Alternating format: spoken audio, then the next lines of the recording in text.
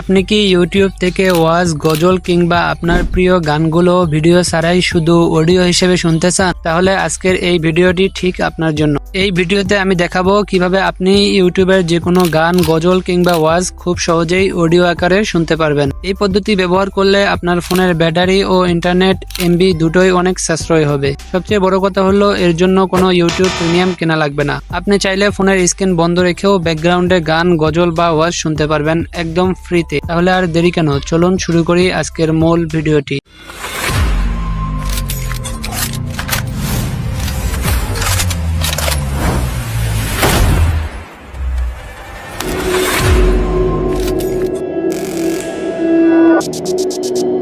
আপনারা সরাসরি ইউটিউব থেকে যে কোনো গান, গজল কিংবা ওয়াজ অডিও করে শুনতে পারবেন না।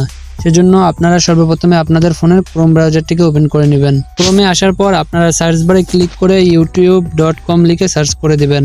এরপর আপনাদের সামনে ইউটিউবের হোম পেজটি ওপেন হবে। এরপর এখান থেকে আপনারা যেই গান, গজল অথবা ওয়াজটি অডিও করে শুনতে চান আপনারা সেটার উপরে ক্লিক করে দিবেন। এবার আপনাদের মিউজিকটি চালু হয়ে যাবে। এবার আপনারা আপনাদের ফোনের হোম বাটনে ক্লিক করে একেবারে বের হয়ে আসবেন। বের হয়ে আসলে দেখতে পাচ্ছেন উপরে মিউজিকটি প্লে করার একটি বাটন আছে, আপনারা এটাতে ক্লিক করে দিবেন।